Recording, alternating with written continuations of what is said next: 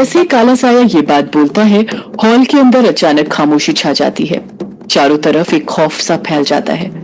काला साया अभिमन्यु को मारने के लिए उसकी तरफ बढ़ने लग जाता है। अभिमन्यु घबराने लग जाता है। उसके समझ नहीं आता कि वो अपने आप को और डायना को कैसे बचाए। इस तरफ ग्रेवयार्ड कोठी के बाहर स्पीड में एक जिप्सी आकर रुक जाती है। जिप्सी के अंदर दिलीप और बल्लू बैठे हुए थे। दिलीप ने अपने हाथ में क्रकड़ पकड़ा हुआ था। दिलीप जिप्सी से उतर ही रहा था कि तभी उसे कायर और कछुआ भागते हुए दिखाई देते हैं, जिनके पीछे बॉटफ्लाई लगी हुई थी। अंधेरा होने के कारण बॉटफ्लाई पर उसकी नजर नहीं पड़ी थी। उसे बस कायर और कछुआ चिल्लाते हुए भागते हुए दिखाई दे रहे थे। बल्लू उन दोनों को देखते हुए कहता है, मालिक, ये दोनों ऐसे क्यों भाग रहे हैं? दिलीप हड़बड़ाहट के साथ कहता है, जरूर उस यक्षिणी ने ही इन पर हमला किया होगा, तभी तो ये दोनों ऐसे चीख रहे हैं। आज मैं उस यक्षिणी को छोड़ूंगा नहीं। इतना कहकर दिलीप क्रकड़ लेकर जिप्सी से उतर जाता है और ग्रेवयार्ड कोठी के अंदर जाने लग जाता है। बल्लू भी उसके पीछे पीछे जाने लग जाता है। इस तरफ ग्रेवयार्ड कोठी के अंदर वो काला साया अभिमन्यु को मारने के लिए उसके पास बढ़ने लग गया था। अभिमन्यु डायना को बचाने के लिए अभी भी उसी के पास खड़ा हुआ था। उसने अपने दोनों हाथों से डायना को पकड़ कर रखा हुआ था। डायना की आंखें खुली हुई थी और वो देख रही थी कि उसे बचाने के लिए अभिमन्यु कितनी बहादुरी के साथ लड़ रहा था। उसे बचाने के लिए खुद मरने के लिए तैयार हो गया था। डायना की आंखों में से आंसू की बूंदें निकलने लग गई थी। युग अभिमन्यु को पुकारते हुए कहता है, अभिमन्यु हट जा वहां से, वरना वो काला साया मार देगा तुझे। भाग वहां से जल्दी। अभिमन्यु ना में अपना सिर हिलाते हुए खुद से कहता है, नहीं, मैं डायना को ऐसे छोड़कर नहीं जा सकता। शालिनी भी आवाज लगाती है, अभिमन्यु हट जाओ वहां से, हटो। पर अभिमन्यु नहीं हटता है।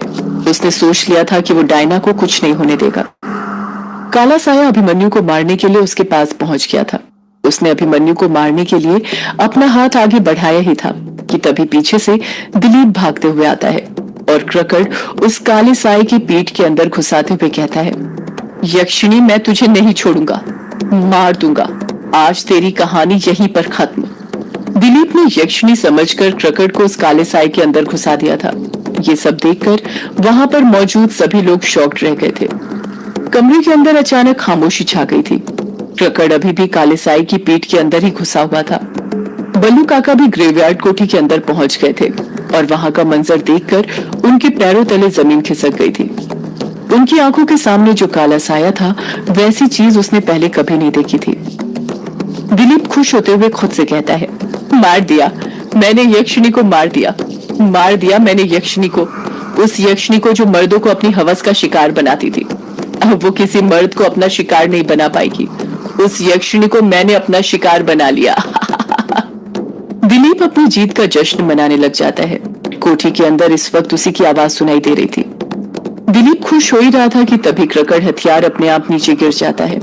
काला साया गुस्से के साथ कहता है, तू मेरा अंत क्या करेगा दिलीप?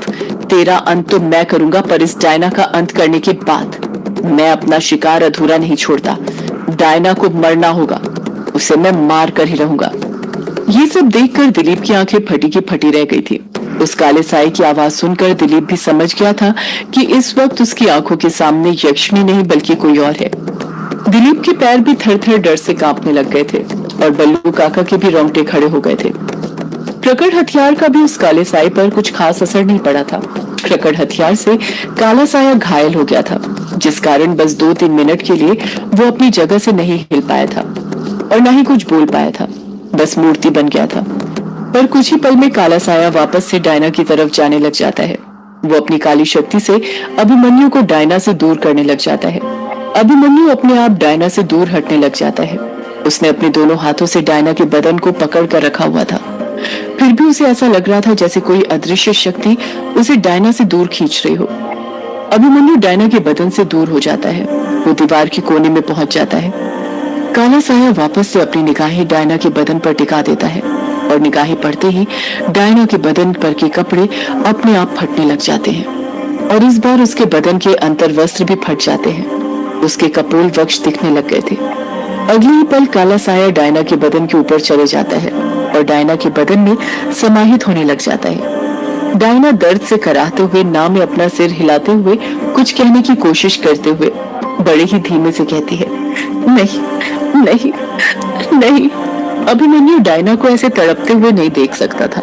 डायना की हालत देखकर उसकी आंखें नम हो गई थी। प्यार होता ही ऐसा है, एक की आंखें नम होती हैं तो अगले की अपने आप हो जाती है। अभिमन्यु उस काले साये को गुस्से से देखते हुए अपनी पीठ के पीछे से एक अस्त्र निकालता है। जैसे ही अभिमन्यु एक अस्त्र निकालता है, उसमें लगा हरा हीरा चमकने लग जाता है। कोठी के अंदर चारों तरफ हरी रोशनी फैल जाती है। अभिमन्यु उस काले साये को गुस्से से देखते हुए कहता है, रुक जा। अभिमन्यु एक अस्त्र लेकर उस काले साये की तरफ भागने लग जाता है। अभिमन्यु अभी उस काले साये के पास पहुंचकर एक अस्त्र को काले साये के अंदर घुसाने ही वाला था कि तभी अचानक से काला साया वहां से गायब हो जाता है। काले साये के गायब होते ही कमरे के अंदर अचानक से ढेर सारे बर्डफ्लाई उड़ने लग जाते हैं। बर्डफ्लाई की संख्या हजारों में थी, हर तरफ वही घूम रहे थे। अभिमन्यु समझ जाता है यही सही मौका था ग्रेवयार्ड कोठी से बाहर निकलने का। अभिमन्यु डायना को अपनी शर्ट पहनाकर उसे उसकी बाहों से पकड़ता है और उसे लेकर ग्रेवयार्ड कोठी से बाहर निकलने लग जाता है। बल्लू डरते हुए दिलीप से कहता है, मालिक चलिए चलते हैं यहाँ से, यहाँ पर ठहरना खतरे से खाली नहीं। बल्लू के इतना कहते ही दिलीप भी जल्दी जल्दी बल्लू के साथ ग्रेवयार्ड कोठी से बाहर निकलने लग जाता है। अभिमन्यु को बाहर निकलते देख युग भी ग्रेवयार्ड कोठी से बाहर निकल जाता है। सिर्फ शालिनी वहीं पर खड़ी रहती है। शालिनी के आसपास कई सारे बर्डफ्लाई मंडरा रहे थे, पर उस पर कुछ असर नहीं पड़ रहा था। उन बर्डफ्लाई पर उसका ध्यान ही नहीं था। शालिनी ग्रेवयार्ड कोठी के एकदम बीचों बीच खड़ी हुई थी। शालिनी की निगाहों को देखकर साफ समझ आ रहा था कि वो किसी को ढूंढ रही थी, किसी को तलाश कर रही थी। शालिनी इस वक्त ग्रेवयार्ड कोठी में अकेली थी और उसके आसपास कई सारे बर्डफ्लाई मंडरा रहे थे। शालिनी ग्रेवयार्ड कोठी को एकटक नजर से देखते हुए खुद से बड़बड़ाती है, नहीं, मैं माँ के बिना ग्रेवयार्ड कोठी से नहीं जा सकती। मुझे माँ को लेकर जाना होगा। मैं माँ के बिना यहाँ से नहीं जाऊंगी। कितनी मुश्किल से मैं इस ग्रेवयार्ड कोठी में घुसी थी। मैं ऐसे खाली हाथ नहीं जा सकती। मैं माँ को लेकर जाऊंगी। शालिनी बार बार यही बड़बड़ाए जा रही थी और अपनी नजरें ग्रेवयार्ड कोठी के चारों तरफ घुमा रही थी। शालिनी की आंखें नम हो गई थी। ऐसा लग रहा था जिस मकसद से वो ग्रेवयार्ड कोठी में आई थी, उस मकसद में वो नाकामयाब हो गई है। शालिनी फिर खुद से बड़बड़ाती है, माँ, माँ कहाँ हो तुम? अब तो आवाज दे दो माँ मुझे, मैं तुम्हारे बिना नहीं जाने वाली। तुम कहाँ हो माँ? इस तरफ ग्रेवयार्ड कोठी के बाहर बल्लू आकर ड्राइविंग सीट पर बैठ गया था। दिलीप उसके बगल में और पीछे वाली सीट पर अभिमन्यु डायना को लेकर बैठा हुआ था। डायना का सिर अभिमन्यु की गोद में था। अभिमन्यु ने अभी तक डायना को पकड़ कर रखा हुआ था।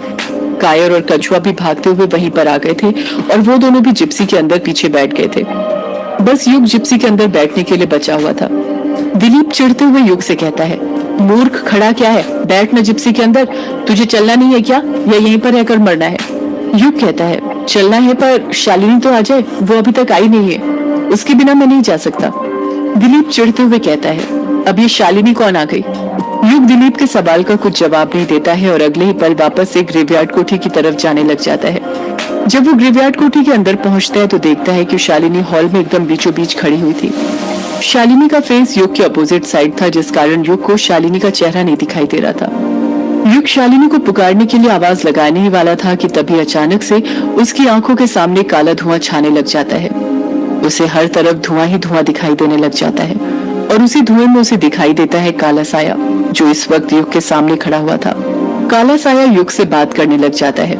काला साया युग से कहता है, ये तुम क्या कर रहे हो युग? ये तुम क्या करने जा रहे हो? युग मन में सोचता है, क्या करने जा रहा हूँ मैं? काला साया अगले ही पल कहता है, तुम ये ग्रेवयार्ड कोठी छोड़कर जा रहे हो? काला साया युग के मन की आवाज सुनने लग गया था और शालिनी वहीं पर खड़ी हुई थी, पर वो अपने ही ख्यालों में खोई हुई थी। काला साया फिर कहता है, तुम गलत कर रहे हो युग, तुम इस तरह ग्रेवयार्ड कोठी को नहीं छोड़ सकते। इस ग्रेवयार्ड कोठी से तुम्हारी कितनी सारी यादें जुड़ी हुई हैं, तुम्हारे पिता की यादें, जिनसे तुम सबसे ज्यादा प्यार करते हो। तुम ऐसे ये कोठी छोड़कर नहीं जा सकते। युग मन में सोचता है, नहीं, मैं जाऊंगा, ये कोठी अब रहने लायक नहीं है। काला साया फिर कहता है, यही कोठी है युग जो तुम्हारे रहने लायक है। ये दुनिया बहुत जालिम है, देखना ये तुम्हें दुत्कार देंगी, इसलिए मैं कहता हूँ यहीं रुक जाओ। ये कोठी तुम्हारी है, तुम हो इसके मालिक।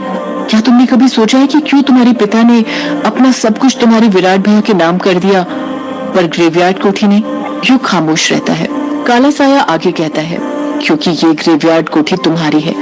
वो चाहते थे तुम इस ग्रेवयार्ड कोठी में रहो, तुम इसके मालिक हो। तुम अपने पापा का सपना तोड़ रहे हो युग, इस ग्रेवयार्ड कोठी को छोड़कर। युग कहता है, नहीं, ये कोठी अब रहने लायक नहीं बची है। यहाँ मेरे दोस्तों की जान को खतरा है, और जहाँ मेरे दोस्तों की जान को खतरा है वहां पर मैं नहीं रह सकता। काला साया कहता है, युग, यही कोठी है जो तुम्हारे रहने के लिए बनी है। और तुम किन दोस्तों की फिक्र कर रहे हो? वो तुम्हारे सारे दोस्त एक नंबर के धोखेबाज हैं। और तुम जानना चाहोगे सबसे बड़ा धोखेबाज कौन है? युग खामोश रहता है। काला साया शालिनी के पास जाकर कहता है, सबसे बड़ी धोखेबाज तो ये शालिनी है युग। तुम इसकी सच्चाई नहीं जानते। मैं अभी तुम्हें इसकी सच्चाई बताता हूँ, जानकर तुम्हारे रोंगटे खड़े हो जाएंगे। इसके आगे काला साया कुछ कहता उससे पहले युग के पीछे जो दरवाजा था, उस दरवाजे के नीचे से हरी रोशनी ग्रेवयार्ड कोठी के अंदर आने लग जाती है, जिसे देखकर काला साया तुरंत गायब हो जाता है। उस काले साया के गायब होते ही शालिनी पीछे मुड़ जाती है। शालिनी युग से कहती है, युग जी, आप यहाँ खड़े होकर क्या कर रहे हैं? युग अपने ख्यालों की दुनिया से बाहर आ जाता है और शालिनी से कहता है, मैं तुम्हें ही लेने आया हूँ। शालिनी, तुम यहाँ क्या कर रही हो? जल्दी चलो यहाँ से बाहर, यहाँ पर रहना ठीक नहीं। इतना कहकर युग शालिनी के पास जाता है और उसे वहां से ले जाने लग जाता है। तभी शालिनी कहती है, पर माँ, युग जी, माँ। युग मुंह बनाते हुए कहता है, कि तुम क्या मामा कह रही हो शालिनी? लगता है उस काले साए को देखकर तुम्हारा दिमाग खराब हो गया है। तुम चलो यहाँ से अब जल्दी, वरना तुम्हारे साथ मुझे भी अपनी जान से हाथ धोना पड़ेगा। इतना कहकर युग तुरंत शालिनी का हाथ पकड़ता है और उसे लेकर ग्रेवयार्ड कोठी से बाहर जाने लग जाता है। तभी अचानक से ग्रेवयार्ड कोठी का दरवाजा अपने आप खुल जाता है। दरवाजा खुलते ही एक तेज हरी रोशनी दिखाई देती है। रोशनी कम होते ही वो दोनों देखते हैं कि हाथों में एकास्त्र पकड़े अभिमन्यु दरवाजे पर खड़ा हुआ था। उस एकास्त्र की रोशनी से वो काला साया युग के सामने से गायब हो गया था और उसने युग को शालिनी की सच्चाई नहीं बताई थी। अभिमन्यु युग और शालिनी को देखते हुए कहता है, जल्दी आओ दोनों। युग और शालिनी तुरंत ग्रेवयार्ड कोठी से बाहर निकलने लग जाते हैं। शालिनी को ना चाहते हुए भी ग्रेवयार्ड कोठी से बाहर जाना पड़ रहा था। बाहर निकलते वक्त भी वो बार बार ग्रेवयार्ड कोठी के अंदर ही देख रही थी। उसकी आंखों को देखकर साफ समझ आ रहा था कि उसकी आंखें किसी को तलाश कर रही थी। उसकी आंखों में एक नमी सी आ गई थी। ऐसा लग रहा था जैसे वो ग्रेवयार्ड कोठी को छोड़ना नहीं चाहती थी, पर फिर भी उसे ग्रेवयार्ड कोठी को छोड़ना पड़ रहा था। शालिनी युग के साथ ही जिप्सी में पीछे बैठ जाती है। अभिमन्यु भी वापस से डायना के पास बैठ जाता है। जैसे ही सब जिप्सी में बैठते हैं, बल्लू काका तुरंत जिप्सी स्टार्ट करते हैं और वो सभी लोग वहां से जाने लग जाते हैं। डायना अभी भी बेहोश थी। अभिमन्यु उसके सिर पर हाथ फेरने लग जाता। युग और उसके दोस्त ग्रेवयार्ड कोठी से दूर जाने लग जाते हैं, उसी ग्रेवयार्ड कोठी से जिसमें वो इतने महीनों से रह रहे थे। सदियों से है पुरानी ये यक्षियों की कहानी। यक्षियों की आग है, यक्षियों तेरे ख्वाब